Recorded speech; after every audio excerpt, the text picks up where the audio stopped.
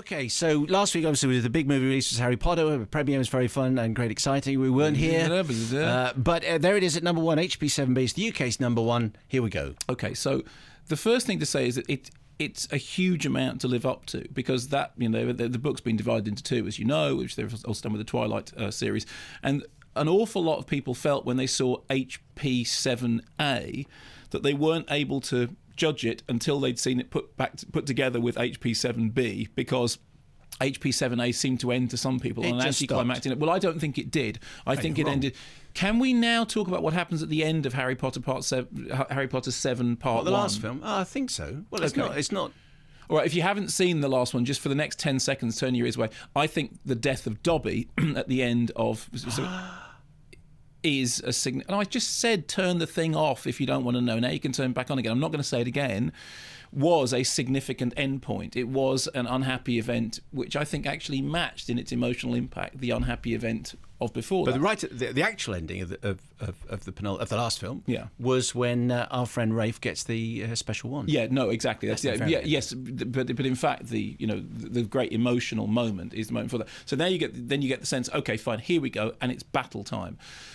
What's interesting about this film is that, just as a piece of work, I think it's a very well-made film. I like the visual style of it. I have to say that the 3D does nothing whatsoever. There's a reason that it's the darkest of all the movies. It's nothing to do with Voldemort. It's to do with the fact that the glasses are giving you 30% light loss. You don't need to see this in 3D. We've had loads and loads of correspondence from people who wrote in. Actually, people were asking us to tweet cinemas showing it in 2D. It was designed in 2D. It was shot in 2D. It was a 2D production. It was retrofitted into 3D. I think you felt the same way. And Voldemort is unimpressed, as he said on the programme. He is. Voldemort did say. He said, "What's all that about?" He did also say that about the plot, though. So when you were asking him about the Elder Wand, and he went, "Yeah, I can't quite remember." I think the glasses, by the way, should be referred to. As George Owen on an email was talking about it. He calls them the glasses of reduced colour saturation. So I think that we don't call them 3D. You say, "Bring me now." The glasses of reduced colour saturation. Well, exactly. Well, you would be much better watching HP7B without the glasses of reduced colour saturation. It's a bit blurred. And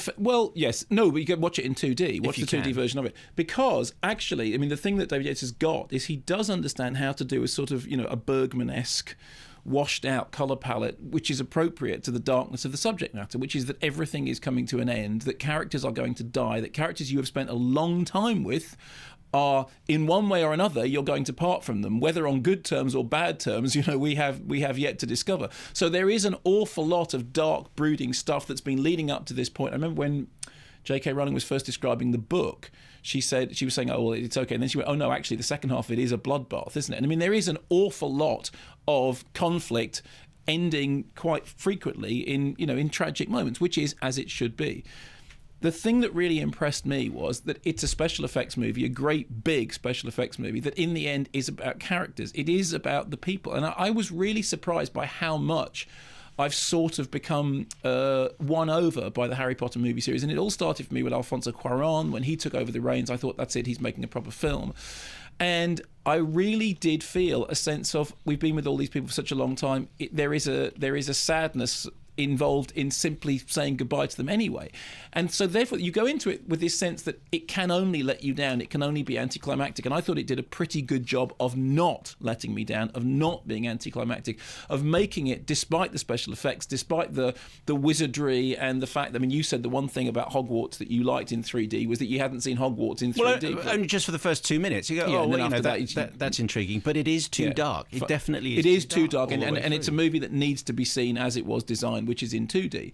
But beyond that, and considering how many characters they have to deal with and how much wrestling they have to do narratively, I thought it did it pretty well. I thought that all the cast acquitted themselves very well. There's been some sniffiness over the past about whether the young cast were up to it. I thought in this they demonstrated that they really were. I realised how much I liked the characters and how much the characters had come to mean to me, which is ironic because when we first started, I had no interest in this at all. I do still think the first two movies are severely flawed and kind of lack exactly what it is that I like from fantasy cinema.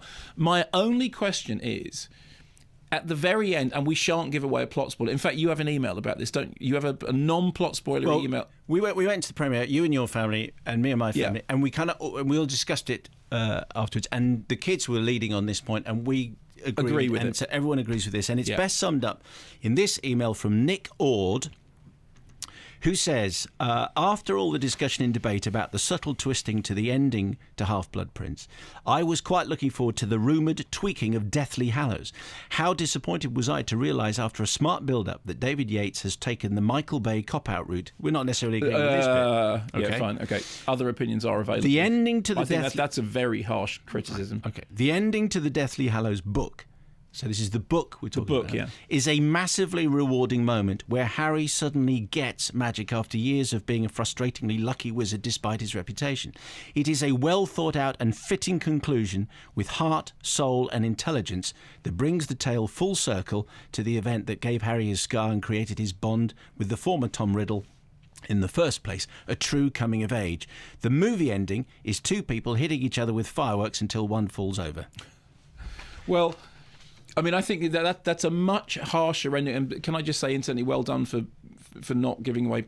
You did a good job. And anyway, says disappointing Potter, C-. I mean, there's lots and lots of positive stuff, but that's an interesting way of just bringing up the last half hour. Yeah, I think that there is if once you've seen the film, you will want to talk about the last half hour and whether or not, in making it more of a cinematic battle, in making it much more of a physical battle, more of people running that, as he describes, fireworks and falling down, making it more of that, whether that did actually in the end enhance the ending or not. I still found the end satisfying. I still found myself moved. I cried. I mean, and you must have done as well. Oh, come on. I didn't. Didn't you? No. Really? No, I didn't. No. I didn't cry. Which is funny because you're kind of more attached to Potter than I am. Yeah, well, it's been a huge part of the last the growing up of all the kids. In fact, lots of the correspondence reflects that. But right, well, I did shed a tear. Yeah, I did cry in lots of things. No, but that's not fair. I did genuinely shed a tear because I thought I did feel moved, and I thought the sequence that maybe in this world, maybe in the next world, was done very well. I thought all that stuff was handled very well. But there is a speech in the book. It's an extraordinary, it's a fantastic speech. Which, if I was Daniel Radcliffe, when I got the first proofs of the book, I would have read that speech and gone, this is my Henry V moment. You would have started practicing it from the minute you went, this is it, and I'd like to thank my mother and my father, the Academy Award, thank you very much, because that is the Henry V moment, and it's not in the film. And that's... didn't you wonder where that was similarly? It's sort of inexplicable because there's plenty of space and room for him to do it, and it isn't there. Yeah, but maybe they just decided that it wasn't cinematic, but that was the one thing that surprised me, is that there is, in the end of the book, there is a fantastic soliloquy. Well, not a soliloquy. It is a speech in which I'm trying not to give away plot spoilers.